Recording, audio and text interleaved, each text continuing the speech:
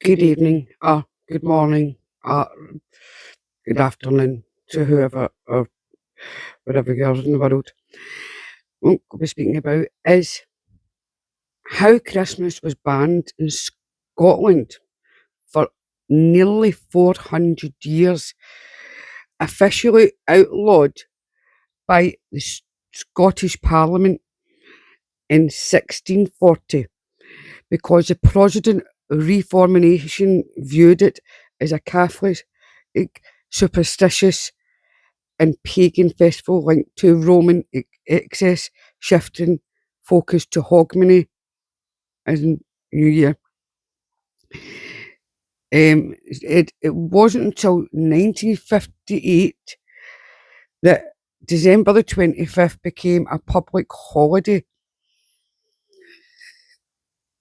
Why the ban happened? It was because of the Protestant Reformation after Scotland embraced Protestant in 1560s. The Church of Scotland, i.e. the Kirk, strongly opposed Catholic traditions, seeing Christmas as overly indulgent and non-biblical. I mean, in a sense, it is right. It really is. I mean, because Christmas is pagan. It really is. It's nothing to do with the Bible. It's nothing to do with religion at all. But now, obviously, everybody celebrates it in all in most religions. Rejection of popish practices.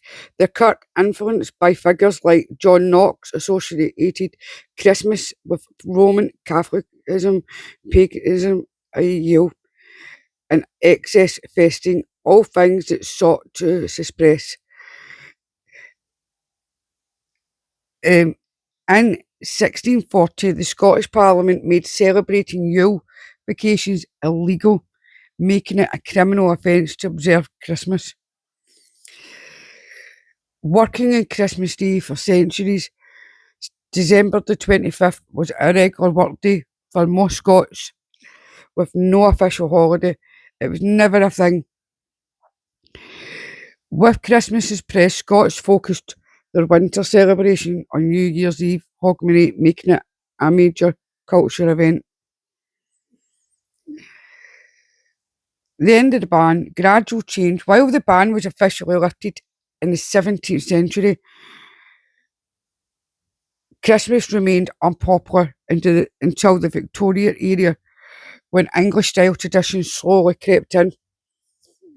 Official holiday, Christmas Day finally became a public holiday in Scotland in 1958, much later than in England.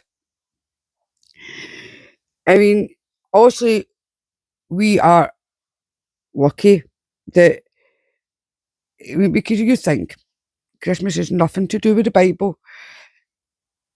Jesus wasn't born in Christmas Day. He was born around between March, August time. So it wasn't that. As to do that is right. To do with what they were saying. I mean, it's to do nothing. But now it's the churches celebrate it, and people can celebrate Yule and things like that. So it's everything's a wee bit better. I mean, imagine growing up knowing that other people. I mean, waking up and not knowing that other people was waking up with presents and your kids aren't, and you're working on Christmas Day. Obviously, grew up.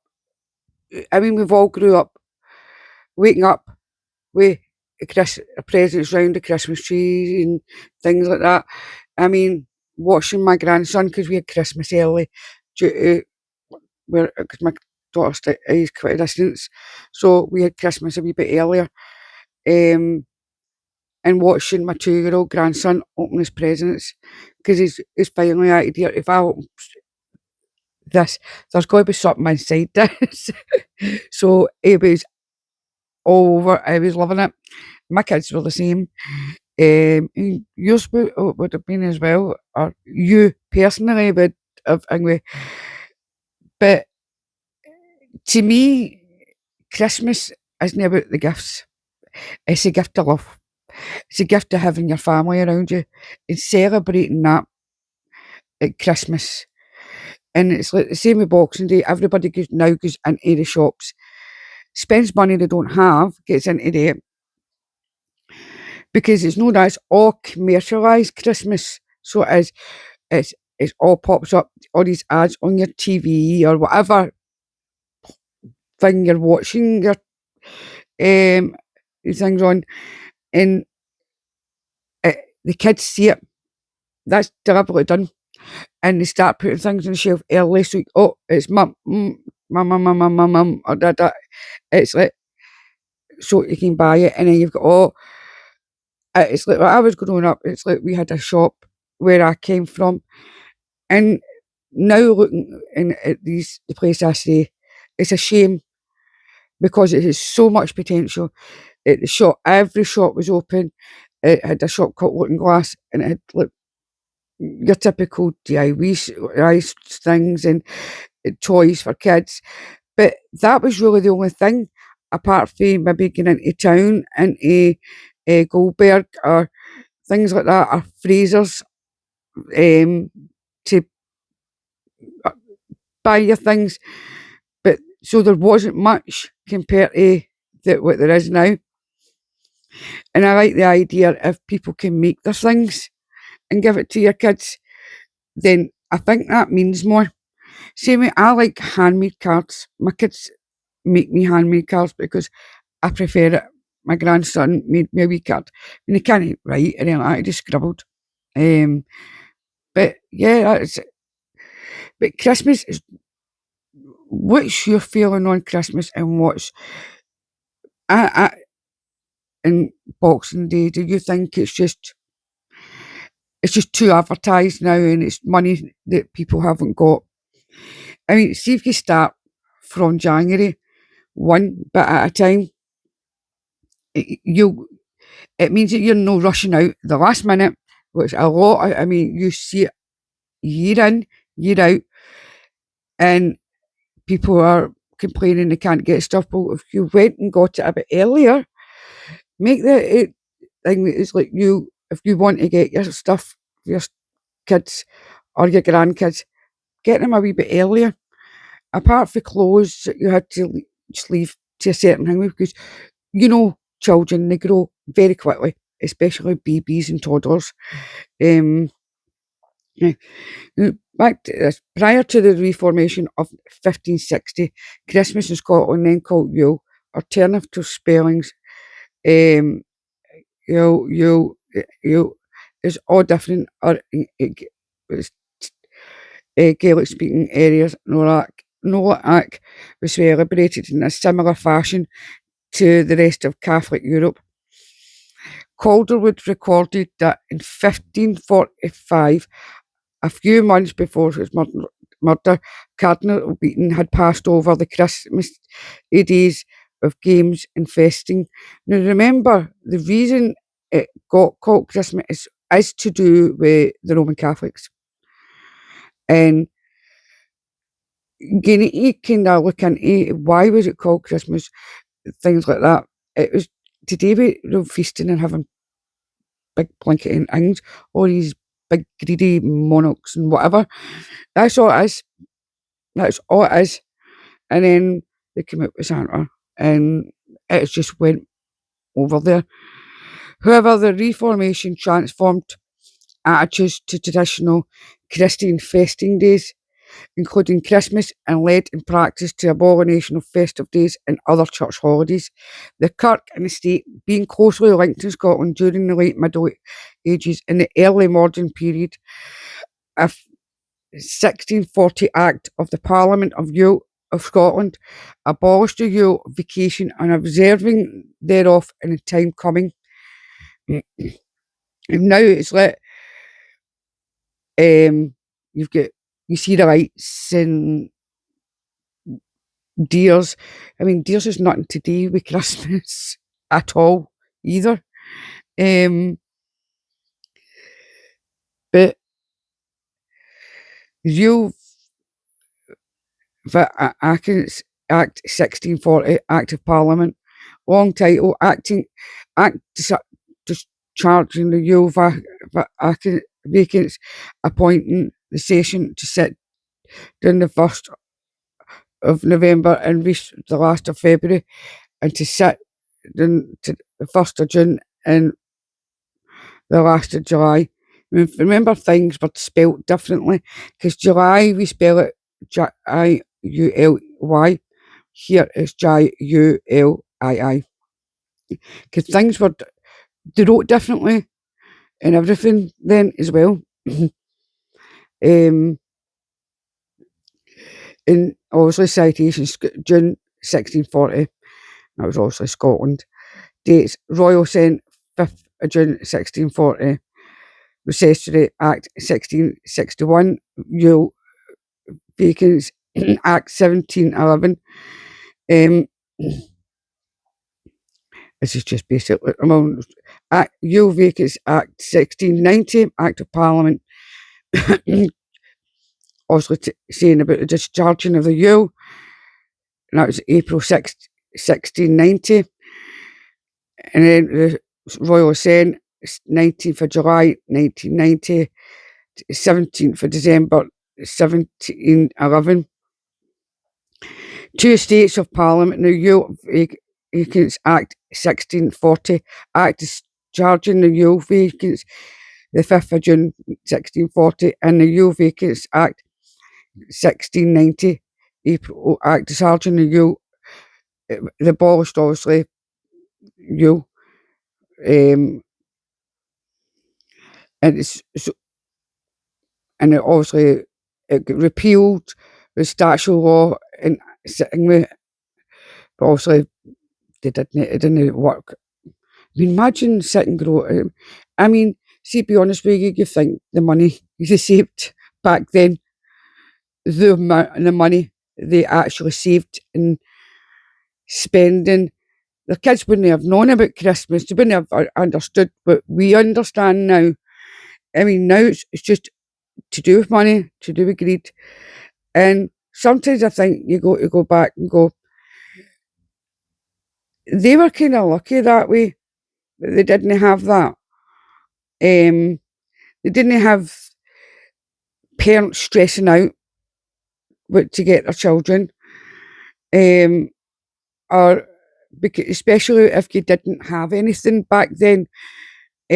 So it, but back then also they didn't really show up, so they would have had to make something. So we doll or whatever sort of, for a wee car for them, because their Christmas presents, I mean, a lot of presents were an orange and an apple, or whatever they had, and or an onion in a stocking, and that was your gift. And it's not that the kids played with them and whatever. Kids are happy just being loved and being wanted, and I think we need to remember that. And we really do. We do really need to get back to that. Maybe not get back to this sort of. I mean, but the fact is, it was 1958 before they started celebrating Christmas. It says, the Kirky within this kingdom is now purged of all superstitious observant of days. Therefore, the said estates have discharged and simply discharged the aforesaid Yule vacants, all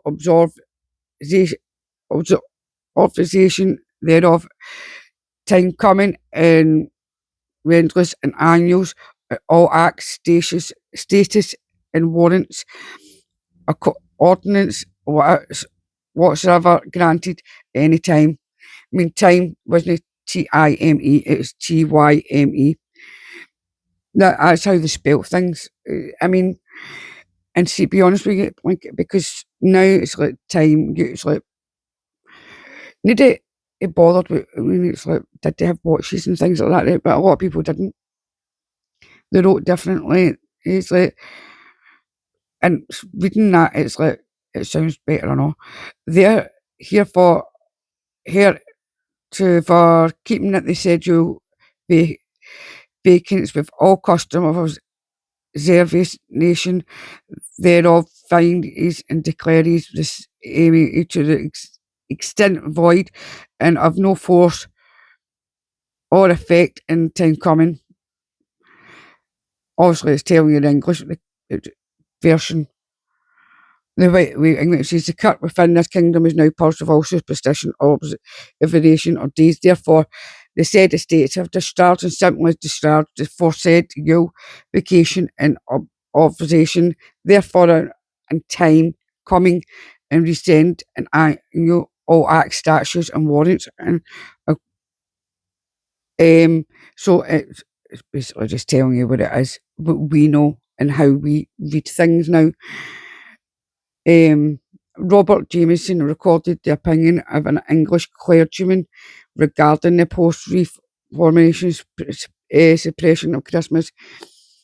The ministers of Scotland, in contempt of the holiday observed by England, caused their wives and servants to spin in open sight of the people upon Yule Day, and their affectionate auditors constrained their servants to yoke their plough on Yule Day in contempt of Christ's nativity, which our Lord has not left unpunished. Further, oxen ran wood and break their necks and lamed some ploughmen, which is notoriously known in some parts of Scotland. So you think, I mean, it's like, they've obviously in Scotland, they obviously thought it was evil and all the rest of it because it's known in the Bible and things like that. So, but now it's just every Catholic church. I don't think the Jews celebrate Christmas. I don't think they do.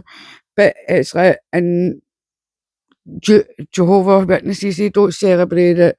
I mean, there's a lot of religions that don't celebrate. So it's definitely a Christian thing.